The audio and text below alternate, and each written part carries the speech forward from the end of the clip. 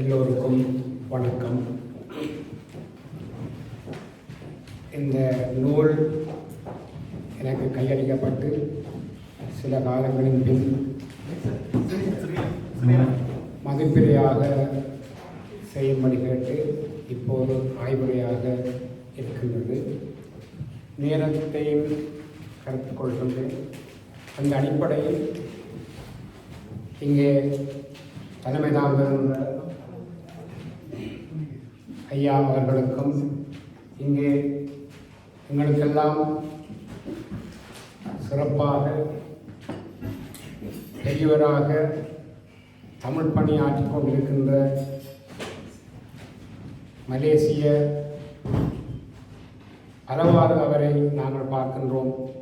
பத்திரிகாசிரியர், தமிழ் ஓசை பத்திரிகை ஆசிரியர் மற்றும் எழுத்தாளர், மற்றது எழுத்தாளர்களை எல்லாம் இணைத்து பாடம் அமைத்திருக்கின்ற பெருந்தகை. இன்று அந்த நிலையில் தான் அவரை நாங்கள் இங்கு இந்த மரியாதை கொடுத்து என்கிறோம். இப்போது நீங்கள் இந்த தொடங்கும் போது எங்களுடைய நூற்றாண்டு கண்ட பேராசிரியர் வித்யானந்த ஐயா அவர்களுடைய வேண்டுதல் தான் நான் இங்கே நிறைவேற்றினேன். என்னென்னு சொன்னால், என்னுடைய மலர் விழாவுக்கு மணிவிழா மலரிலே பணிந்துரை வழங்கிய பேராசிரியர் செழிக்கராஜ் அவர்கள் எனக்கும் கற்பித்தவர். அவர் வித்யானந்தன் அவர்கள் அவருக்கு விட்ட கட்டளை, மாலை அணிந்தால் அதை அந்த தருணத்தில் கலற்றக்கூடாது.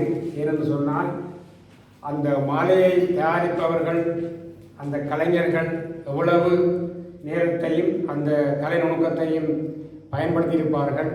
அதை நாங்கள் அக்கறை இல்லாமல் உடனே கலட்டி வைத்தால் அவர்களையும் சேர்த்துத்தான் நாங்கள் நிராகரிப்பதாக இருக்கும் என்ற கருத்தை சொல்லி அந்த மாலையை அவர் அணியப்படி எந்த மேடையிலும் வேண்டுவதாக இந்த நூற்றாண்டு விழாவிலே அந்த கருத்தை அவர் முக்கியமாக சொல்லியிருந்தார். அதை நான் வேறு இடங்களிலேயும் கண்டிருக்கின்றேன். அதை நான் இங்கே செயல்படுத்தி இருக்கின்றேன். அது இந்த பெருந்தகை மூலமாக என்பதையிட்டு மகிழ்ச்சி அடைகின்றேன். அதை தெரிவித்துக் கொண்டு, இந்த நண்பர் கல்லாறு சதீஷ் அவர்கள் அவரை போன்றவர் என்பதுதான் என்னுடைய ஒரு கணிப்பு. எல்லாரும் எழுதக்கூடியவர்கள், இங்கே இருக்கின்றவர்கள் எல்லாரும் இலக்கியத்தோடு எழுத்து பணிகளிலேயும் இருப்பவர்கள். அந்த வகையிலே அது பொதுவாக இருந்தாலும் சிறப்பு நிலைகளிலே இருக்கக்கூடியவர்கள், செயல்படக்கூடியவர்கள் சிலராக இருப்பார்கள். அவர்கள் உலகில் தமிழில் நிலைப்பார்கள். அந்த வகையிலே இங்கே இருக்கின்ற ராஜேந்திரன் ஐயாவு, அடுத்தது கல்லாறு சதீஷ் அவர்களும் அந்த நிலையில் நான் பார்க்கின்றேன். அந்த வகையிலே இங்கே இந்த இடத்துக்கு அவர் அழைப்பை ஏற்று, கல்லாறு சதீஷ் அவர்களுடைய அழைப்பை ஏற்று வருகை தந்திருக்கின்ற உங்கள் எல்லோருக்கும் என்னுடைய தாழ்மையான வணக்கத்தினை தெரிவித்துக் கொண்டு, இந்த எப்பேற்பட்ட நாட்டுக்கு அவர் வந்திருக்கின்றார் என்று எண்ணக்கூடிய வகையிலே ஒரு சிறிய கவிதையோடு நான் தொடங்குகின்றேன். உலக பால் போன்ற வெண்பனிமலை தொடர்களும் பச்சை பசும்புல் வெளிகளும், பால் போன்ற வெண்பனிமலை தொடர்களும் பச்சை பசும்புல் வெளிகளும் பாற்கட்டி பொருட்கள் ஆக்கிட பால் தரும் ஆதினங்களும், கண்கவரும் வண்ண பூக்களும் திருத்திய முடி அழகுபோல் சுவிசில் மலை மோடுகளிலும் வெட்டி அழகுபடுத்திய பகுதியோ என பார்க்குமிடமெங்கும் பறந்து விரிந்து கிடக்கும் பசுமை அழகு. இடையிடையே நீளமாய் தெரியும் நீர்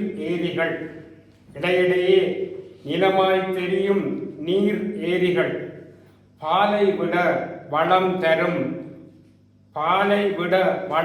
தரும் பாயும் ஆறுகள். அவை வளைந்தும் குதித்தும் விழுந்தும் எழுந்தும் தெளிவாய் அமைதியாய் ஓடுவதால் சுவிட்சர்லாந்தின் ஆறு நான் என்று சொல்லாமல் மெல்ல ஓடும். உலக நாடுகளை பெரிய நாடுகள் வென்றிருக்கலாம். உலக நாடுகளை பெரிய நாடுகள் வென்றிருக்கலாம். நாம் வாழும் சுவிஸ் நாட்டை எந்த நாடும் வென்றதில்லை. போரில் தோற்ற வென்ற இரு நாட்டுக்கும் மருந்து கட்டும் செஞ்சிலுவை சங்க தலைமையகம் கொண்டிருக்கும் உயர்ந்த மலைகள் மட்டுமல்ல, ஐரோப்பாவில் உயர்ந்த மனமுடைய மக்கள் வாழும் நாடு. உலக செல்வந்தர்கள் செல்வம் குவிக்கும் சுவிஸ் நாடு. அந்த நாடு வந்திருக்கும் மலேசிய நாடு வந்திருக்கும் மலேசிய கடாரம் கடந்து வந்த சோழன் உலகத் தமிழர்களுக்கு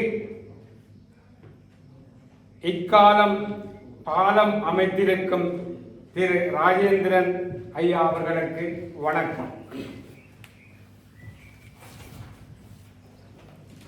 இப்பொழுது நான் நேரத்தை கருத்தில் கொண்டு இந்த அவர் ஆக்கியிருக்கின்ற மந்திர கணங்கள் நூல் பற்றி ஆய்வுரை என்று சொல்ல முடியாது, என்றால் நேரம் அவ்வாறானது.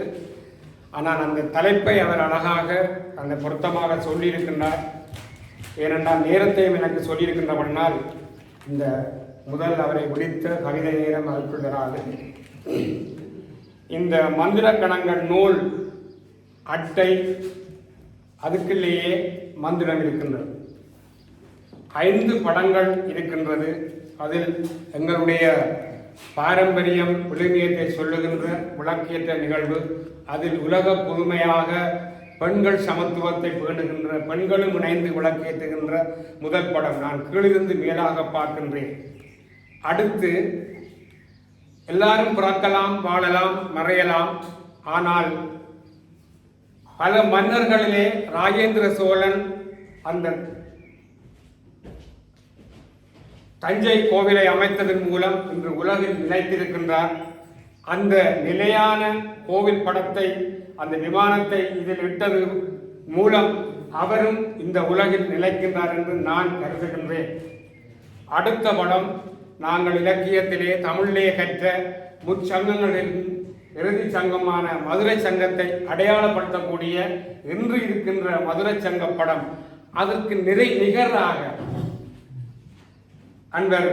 நண்பர் கல்தார சதீஷ் அவர்கள் சொன்னது போன்று தமிழர்களிடையே இலங்கையிலே பெண்டேடியது போன்று அவர் யாழ்ப்பாணத்தை ஈழத்தமிழர்களை எவ்வாறு மதிக்கின்றார்கள் என்பதற்கு சமனாக அந்த மதுரை சங்கத்துக்கு பக்கத்திலேயே யாழ்ப்பாண நூல் நிலையத்தை படத்தை அமைத்திருக்கின்றார்.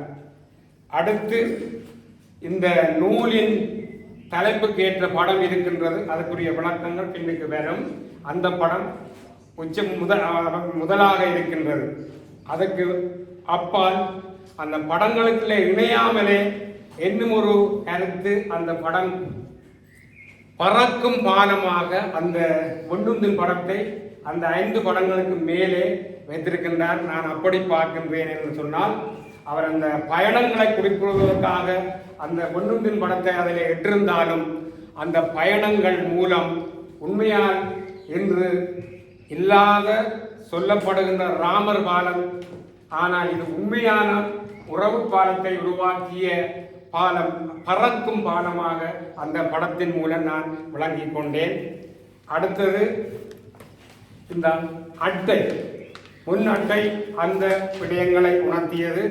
அடுத்தது தமிழின் உயர்வான அந்த நன்றி உணர்வும் மதிக்கும் உணர்வும் தான் அவருக்கு அந்த தலைப்பை கொடுத்திருக்கின்றது. ஒருவன் மற்றவனை எவ்வளவுக்கு உயர்த்தி எண்ணுகின்றானோ அந்த அளவுக்கு அவன் உயரக்கூடியவன். அந்த நிலைதான் அவர் இன்று இந்த சுவிட்சர்லாந்திலும் அடைந்து இந்த மதிப்பை அவர் பெற்றுக்கொண்டிருக்கின்றார். அந்த நான் சுருக்கமாக நான் நிறைய எல்லாம் கவனித்து வைத்திருக்கின்றேன். அந்த மந்திர கணங்கள் என்பதை உண்மையிலேயே அவர் எதை தன்னுடைய வாழ்க்கையிலே உயர்வாக எண்ணினார் என்பதை இந்த நூல் சொல்லுகின்றது. அந்த தலைப்பு சொல்லுகின்றது. மலேசிய எழுத்தாளர்கள், மலேசிய இலக்கியங்கள் தமிழ்நாட்டிலே அறியப்படாமலும் ஏற்றுக்கொள்ளப்படாமலும் இருந்த காலகட்டத்திலே அவர் இங்கே படங்களுடன் 2004ஆம் ஆண்டு முதல் பயணத்தில் வைகோ தலைவர்கள் உட்பட அங்கே அவர்களை அந்த குழுவினரை கொண்ணுக்கு நிலையத்திலே வரவேற்றிருக்கிறார்கள். அந்த வரவேற்பு காட்சிகள், நிகழ்வுகள், அதை தொடர்ந்து அவர் உள்ளூர் கூட சென்று அந்த இலக்கிய பயணத்தை நிகழ்த்தியதும், அந்த பயணத்திலே அவர் அந்த மலேசிய எழுத்தாளர்கள் குழுவுடன் ஒரு சுற்றுலா பயணமாக அல்லாது அந்த பயணத்தை இலக்கிய பயணமாக, தமிழ் நுகரும் பயணமாக மாற்றி, தான் மட்டுமல்ல தன்னோடு வந்தவர்களை மாற்றிய நிகழ்வுகளை இங்கே பலரும் குறிப்பிட்டிருக்கிறார்கள். படங்களும் எங்களுக்கு எடுத்து சொல்லுகின்றன. இன்றைய சூழலிலே வாசிப்பு உலகத்திலே குறைந்து விட்டது. ஆனால் அதுக்கு பதிலீடு ஒன்று மிளிர்ந்திருக்கிறதாக, உலகத்தில் மலர்ந்திருக்கிறதாக தான் நான் பார்க்கின்றேன். ஏனென்றால் அதற்கான நிலைகள் அதிகரித்திருக்கின்றது. அன்று ஓலையிலும் எழுத்தாணியாலும் எழுதுவதை வாசிக்கக்கூடிய சூழல் இருந்தது.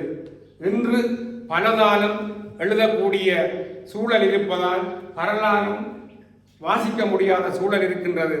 படத்தால் விளங்கக்கூடிய நிலை இன்று உலகில் இருக்கின்றது.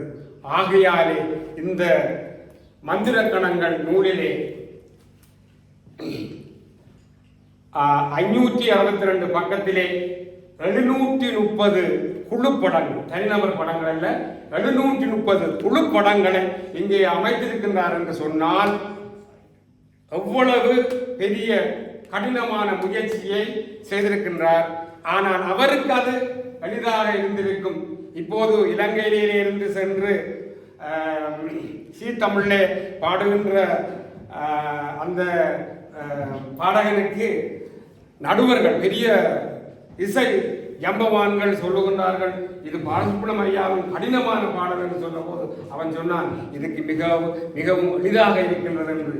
அதுபோன்று இந்த இவ்வளவு படங்களையும், இவ்வளவு கட்டுரைகளையும், இவ்வளவு தொகுப்புகளையும் இணைத்து அவர் படைப்பதற்கு இலகுவாக இருந்திருக்கும் அவருக்கு. ஏனென்று சொன்னால் அவர் ஒரு பத்திரிகை ஆசிரியர் என்பதை நான் இந்த நூலிலே உணர்ந்தேன்.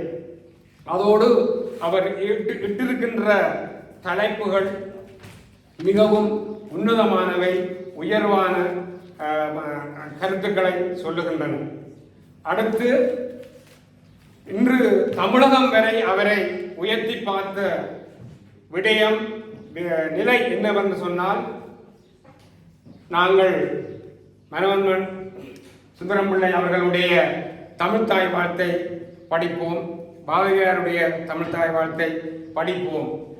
ஆனால் அதோடு நாங்கள் எல்லாம் நின்று விட்டோம். தமிழ்த்தாய் வாழ்த்து எங்களுக்கு மலேசியாவில் இருந்து ஒரு தமிழ்த்தாய் வாழ்த்து உருவாக்க வேண்டும் என்று முனைந்து அதை ஆக்கிவிட்டவர் இந்த பெருந்தகை. கவிஞர் சீனி நைனா முகமது அவர்கள் அந்த வாழ்த்துப்பாவை, அந்த அந்த தமிழ்த்தாய் வாழ்த்தை ஏற்றியிருந்தார்கள். அதை இங்கே ஒலிக்கப்பட்டதா? ஆமாம். அந்த தமிழ்த்தாய் வாழ்த்து இங்கே ஒலிக்கப்பட்டு இந்த நிகழ்வு தொடங்கி இருக்கின்றது. அதுவும் ஒரு இந்த சுவிட்சர்லாந்திலே ஒரு சிறப்புக்குரியது, அவருக்கும் அது மகிமைக்குரியது என்பதாக நான் பார்க்கின்றேன். அந்த நிகழ்வும் தான், அந்த செயலும் தான். அதான் நான் சொன்னேன், எல்லாரும் பிறக்கின்றோம், வாழ்கின்றோம், நிலைப்பதில்லை. இவ்வாறான சிறப்பு செயற்பாடுகள், மேலதிக செயற்பாடுகள் தான், புதிய எண்ணங்கள் தான் ஒவ்வொருவர்களையும் உலகத்தில் நிலைநிறுத்தி விடுகின்றது. ஆகையாலே அந்த 2 தமிழ் தாய் வாழ்த்தோடு அவர் நின்று விடாமல், மலேசிய மக்களாகிய நாங்களும் ஒரு தமிழ் தாய் வாழ்த்தை ஆக்க வேண்டும் என்று ஆக்குவதை விட ஆக்குவிப்பதிலும் இவர் ஒரு கெட்டிக்காரர். அதை நாங்கள் ராஜேந்திர சோழனிலும் பார்த்திருக்கின்றோம். அந்த கலைஞர்களை, கற்களை எல்லாம் வைத்து அந்த கட்டிடக்கலை நுட்பவியலாளர்களை எல்லாம் வைத்து அந்த நேரத்திலே இன்று நிலைத்திருக்கின்ற அந்த சோழர்களுடைய மன்னர்களுக்குரிய வேறுபாடு என்னவென்று நாங்கள் படிக்கும் போது கற்றது கோபுரம் என்றுதான் எல்லாரும் இந்த தஞ்சை கோவிலை நினைப்பார்கள். அது கோபுரம் அல்ல. கோவிலுக்கு முகப்பிலே இருப்பதுதான் கோபுரம்.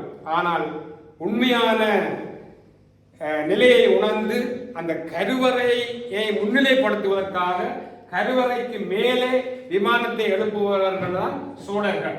அந்த கட்டிடக்கலை தனித்துவத்துக்கும் சிறப்புக்கும் உருக்கியவர்கள் சோழர்கள். அந்த சிறப்பான செயல்பாட்டின் மூலம்தான் இன்று மன்னர்கள் வரலாறிலே ராஜராஜ சோழன் நிலைத்திருப்பது போன்று இவருடைய செயல்பாடுகளும் புதிய எண்ணங்களும் தான், அந்த புதிய எண்ணங்களும் அதன் செயல்பாடுகளும் தான் அவரை இன்று இந்த சுவிட்சர்லாந்தில் நாங்கள் வைத்து மதிப்பு கொடுத்து இவ்வாறு சிறப்பிக்கின்றோம். அதாவது எழுதுபவர்களின் கடின முயற்சிகளும் அதன் நான் முதலே சொன்னேன் அந்த உயர்வும் அவர்களை மதிக்கின்ற எண்ணமும் தான் அவர் மலேசிய நாட்டு எழுத்தாளர் சங்கத்தின் தலைவராக இருந்தாலும் ஏனைய எழுத்தாளர்களை குழுவாக நாடு நாடாக அழைத்து சென்று அங்கே சுற்றுலாவாகவும் இலக்கிய பயணமாகவும் எழுத்தாளர்களின் பயணமாகவும் அதை மாற்றி அதன் வாயிலாக தமிழ்நாட்டு பல்கலைக்கழகங்களிலும் கல்லூரிகளிலும் மலேசிய கட்டுரைகள், கதைகள், பாடநூல்களிலே வந்திருக்கிறது என்று சொன்னால் இது எவ்வளவு ஒரு உயர்ந்த பணி என்பதை நான் என் மனதில் உங்கள் முன்னிலையில் உயர்த்தி பார்க்கின்றேன். ஆகையாலே இந்த நூலிலே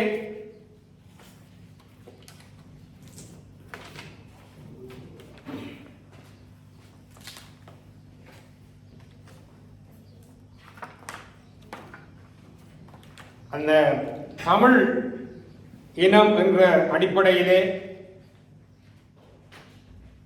தாய் தந்தையரை தெய்வமாக மதிக்கின்ற அந்த அடிப்படையில் அந்த தந்தைக்கும் தாய்க்கும் ஒரு முதலிடம் கொடுத்து முன்னுக்கு பதித்ததும் இந்த நூல் பதிப்பிலே ஒரு சிறப்பு செயலாக நான் பார்க்கின்றேன். அடுத்து இந்த தமிழ்தாய் வாழ்த்தையும் உரிய இடத்திலே அவர் ஆக்கிவித்த அந்த தமிழ்தாய் வாழ்த்தையும் உரிய இடத்திலே பதித்ததும் ஒரு உயர்வான சிறப்பு. அதற்கு பக்கத்திலே அதனால் தமிழகம் அவரை கவர்ந்து ஈர்ந்து முதலமைச்சரே அழைத்து அவருக்கு விருது கொடுத்திருந்தார், பெருமைப்படுத்தியிருந்தார். அதனாலே அவருடைய வாழ்த்து செய்தியை அதன் அருகே முதலாவதாக இட்டிருக்கின்றார். அவர் அந்த வாழ்த்து செய்தியிலே குறிப்பிட்டதை இங்கே குறிப்பிடுகின்றேன். அவர் கட்டமைத்த இலக்கிய சுற்றுலாக்களிலே மலேசிய இலக்கியங்களின் ஊடே தமிழகம் முழுவதும் அறிய செய்து இருக்கின்றார். ஒரு தமிழ் அமைப்பு தமிழின் துணை கொண்டு தமிழர்கள் வாழ்கின்ற பகுதிகளில் எல்லாம் உறவை புதுப்பித்து தங்கள் நாட்டு இலக்கியத்தை அறிமுகம் செய்ய முடியும் என்ற சாதனையை நூலாக தொகுத்து வழங்கியிருக்கின்றார். இவ்வாறு அவர் அந்த வாழ்த்து செய்தியிலே குறிப்பிட்டிருக்கின்றார். அதுபோன்று புதுச்சேரி முதலமைச்சருடைய வாழ்த்து செய்தியிலே எழுத்தாளர்களோடு ஆசிரியர்கள் மாணவர்களோடு வந்து பல்வேறு சிறப்பு பயிலரங்கங்களை நடத்தி இருவழி இலக்கிய பரிமாற்றத்துக்கு அடித்தளம் அமைத்திருக்கின்றார். 26 பயண பட்டறிவுகளை அதனால் ஏற்பட்ட தொடர்புகளை 500 இப்போது அது 562 பக்கங்களாக இருக்கின்றது.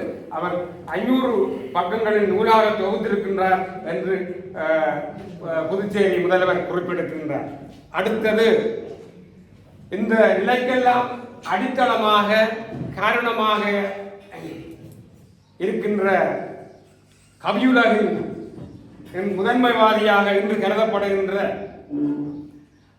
கவிப்பேரரசு அவர்கள் உடைய வாழ்ந்து செய்தி, அதிலே அவருடைய தலைப்பையை நான் கூறிவிட்டு செல்கின்றேன்.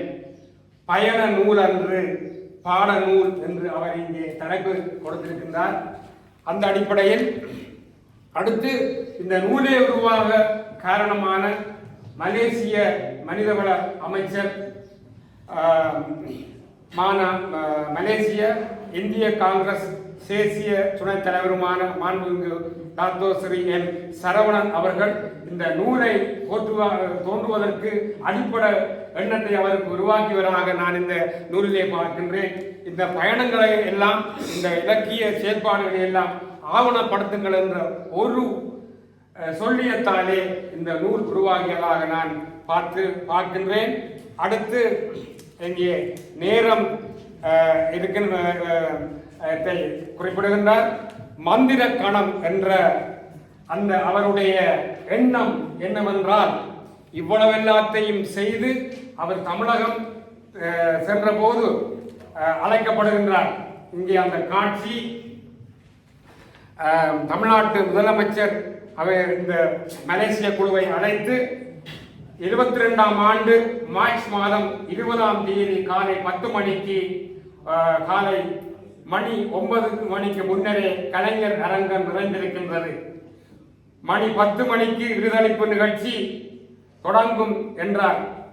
சரியாக மணி 9:55க்கு மேடையேறுகிறார் முதல்வர் மாண்புமிகு மு.க.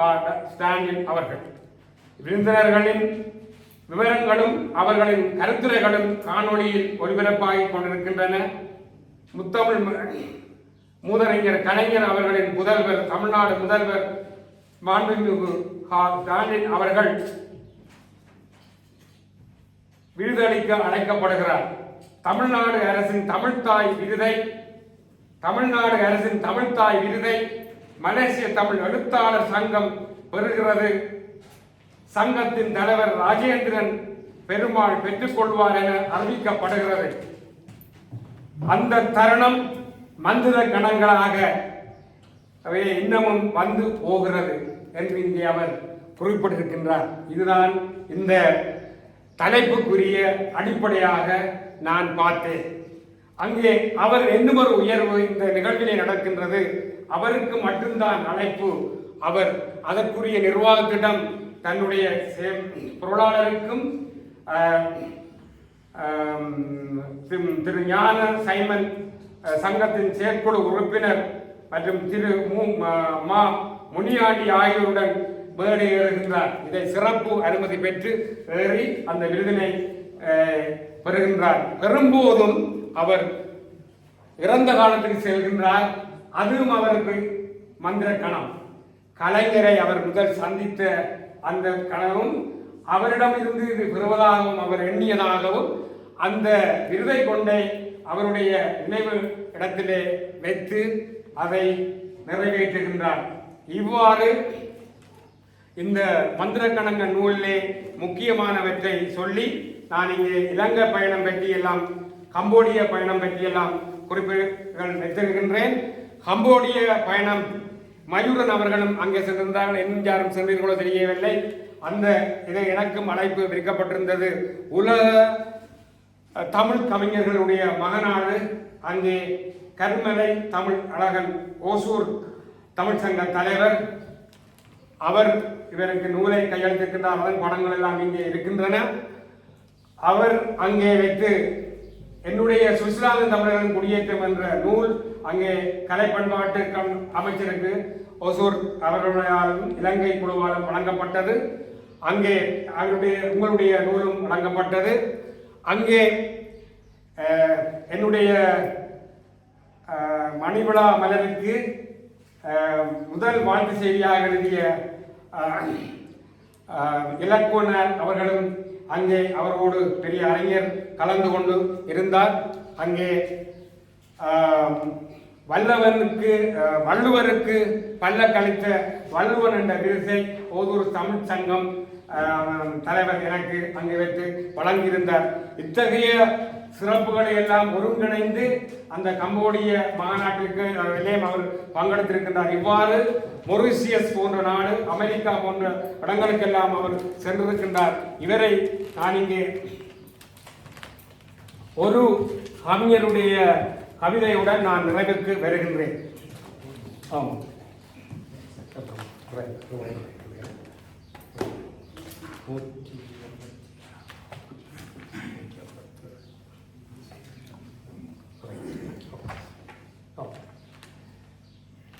இந்த தமிழ் பாலம் ராஜேந்திரன் வாழ்கவே.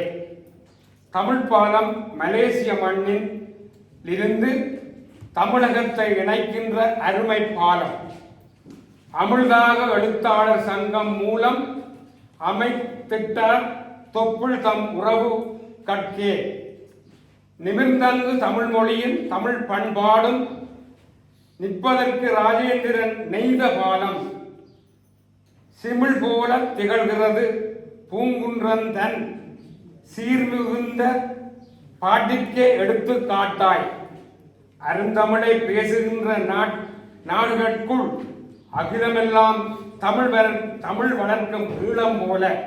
அருந்தமிழை பேசுகின்ற நாடுகளுக்குள் அகிலமெல்லாம் தமிழ் வளர்க்கும் ஈழம் போல அருமையாக மலேசிய தமிழர் நெஞ்சுள் ஆன்ற தமிழ் வளர்க்கின்றார் தலைவராக திருவாக எழுத்தாளர் சங்கம் மூலம் திரும்புகின்ற திசையெல்லாம் தமிழ் முழங்கி சுருத்தாக சிறுகதை புதினம் பாட்டை கவியொளி வளர்க்கின்றார் வள்ளலாக. தாய் தமிழ் நாட்டுடனே உறவு கொண்டு தமிழை திருத்தும்